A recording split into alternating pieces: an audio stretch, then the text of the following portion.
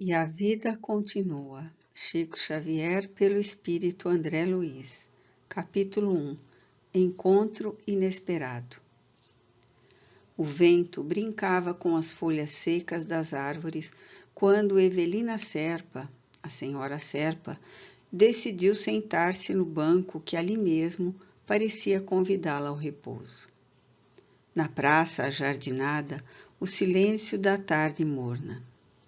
Raros turistas na estância mineira naquela segunda quinzena de outubro.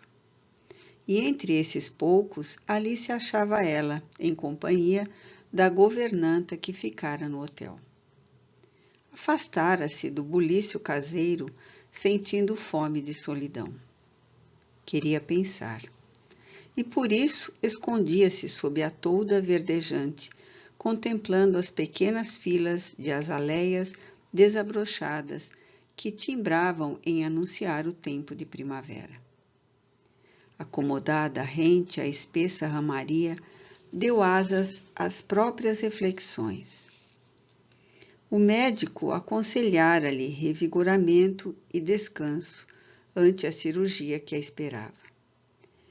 E sopesando as vantagens e os riscos da operação em perspectiva, deixava que as lembranças da curta existência lhe preparassem o cérebro.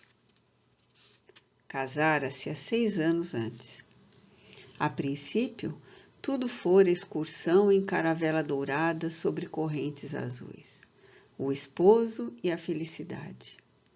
No segundo ano, após o enlace, veio a gravidez, carinhosamente esperada. No entanto, com a gravidez apareceu a doença. Descobrira-se-lhe o corpo deficitário. Revelaram-se os rins incapazes de qualquer sobrecarga. E o coração figurara-se motor ameaçando falhar. Ginecologistas ouvidos opinaram pelo aborto terapêutico, e conquanto a imensa mágoa do casal, o filhinho em formação foi arrancado ao claustro materno, à maneira de ave tenra, escorraçada do ninho. Desde então, a viagem da vida se lhe transformara em vereda de lágrimas. Caio, o esposo, como que se metamorfoseara num simples amigo cortês, sem maior interesse afetivo.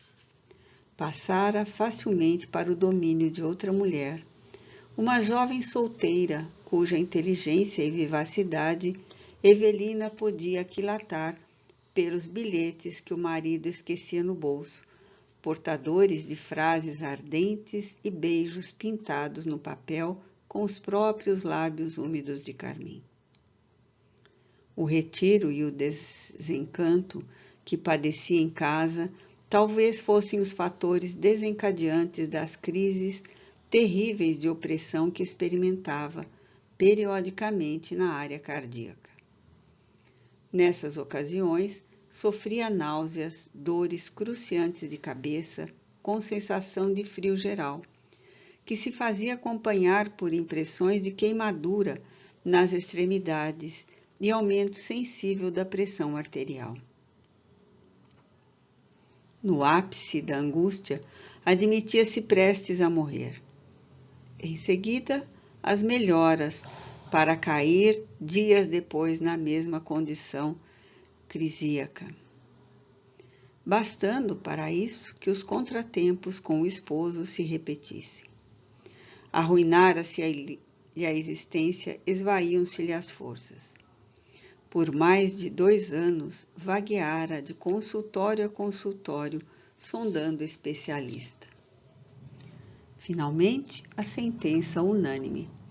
Tão somente uma delicada operação cirúrgica viria a recuperá-la. No íntimo, algo lhe dizia ao campo intuitivo que o problema orgânico era grave, talvez lhe impusesse a morte. Quem poderia saber? Indagava-se. Ouvia os pardais chilreantes, cujas vozes lhe serviam por música de fundo à meditação. E passou, de repente, a calcular quanto ao proveito da própria existência, enumerando aspirações e fracassos. Valeria furtar-se aos perigos da cirurgia, que sabia difícil para continuar doente ao lado de um homem que passara a desconsiderá-la no tálamo doméstico? E não seria razoável aceitar o socorro que a ciência médica lhe oferecia, a fim de recobrar a saúde e lutar por vida nova, caso o marido a abandonasse de todo? Contava apenas 26 anos. Não seria justo aguardar novos caminhos para a felicidade nos campos do tempo? Embora sentisse profundas saudades do pai que desencarnara ao tempo em que ela não passava de frágil criança, havia crescido na condição de filha única, sob a dedicação de carinhosa mãe, que por sua vez lhe dera um padrasto atencioso e amigo. Ambos, com o marido, lhe constituíam a família, o lar da retaguarda. Naquela hora, mergulhada nas virações do entardecer, mentalizava os entes queridos, o esposo, a mãezinha e o padrasto distantes. De súbito, lembrou o pai morto e o filhinho morto ao nascer. Era religiosa católica, praticante, e mantinha com respeito a vida além da morte, as ideias que lhe eram infundidas pela fé que abraçava. Onde estariam meu pai e meu filho? Perguntava-se. Se viesse a morrer com a moléstia de que se achava cometida, conseguiria acaso reencontrá-los? Onde? Não lhe era lícito pensar nisso, já que a ideia da morte lhe visitava insistentemente a cabeça. Atirara-se avidamente ao monólogo íntimo, quando alguém lhe surgiu à frente. Um cavalheiro maduro, cujo sorriso bonachão lhe infundiu para logo simpatia e curiosidade. Senhora Serpa? Perguntou ele em tom respeitoso. E a um aceno confirmativo da interpelada, que não lhe escondia surpresa, acrescentou.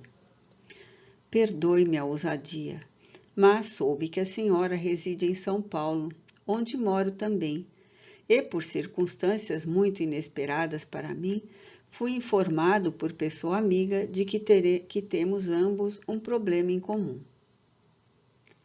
Estimo ouvi-lo, disse a jovem senhora, percebendo-lhe o constrangimento. Ante a inflexão de bondade daquela voz, o homem apresentou. Não receie, senhora Serpa. Sou Ernesto Fantini, um criado seu. Encantada em conhecê-lo, falou Evelina, e fitando aquela fisionomia enrugada que a doença abatia, acrescentou. Sente-se e descanse. Estamos numa praça enorme e, ao que parece, somos agora os únicos interessados no refazimento que ela oferece. Encorajado pela gentileza, acomodou-se Fantini em assento próximo e voltou a expressar-se, avivando o diálogo que a atração mútua passou a presidir. A dona do hotel onde nos achamos fez-se amiga da governanta que lhe acompanha a viagem e vinha saber, por ela, que a senhora enfrentará também uma cirurgia de caráter difícil. Também? Sim, porque estou nas mesmas condições. Tenho a pressão arterial destrambelhada, o corpo a matroca. Há quase 3 anos ouço os especialistas. Ultimamente, as radiografias me acusam.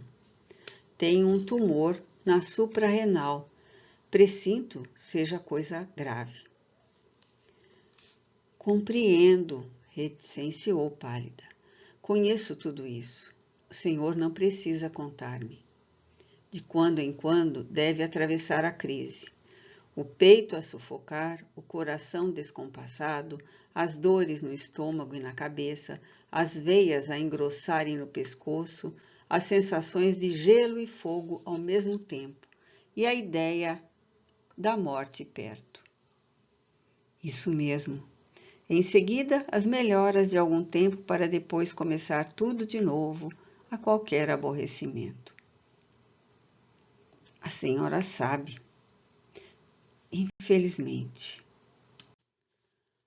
O médico repetiu algumas vezes para mim o nome da moléstia de que sou portador.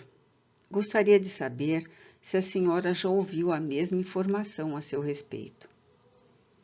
Fantine sacou do bolso minúscula caderneta e leu, em voz alta, a palavra exata que lhe definia o problema orgânico. A senhora Serpa dissimulou a custo o desagrado que a enunciação daquele termo científico lhe causava, mas, dominando-se, confirmou. Sim, meu marido, em nome do nosso médico, deu-me a saber este mesmo diagnóstico, referindo-se ao meu caso. O recém-chegado percebeu o aborrecimento da interlocutora e ensaiou bom humor. Deixe estar, senhora Serpa, que temos uma doença de nome raro e bonito. O que não impede que tenhamos crises frequentes e feias, replicou ela com graça.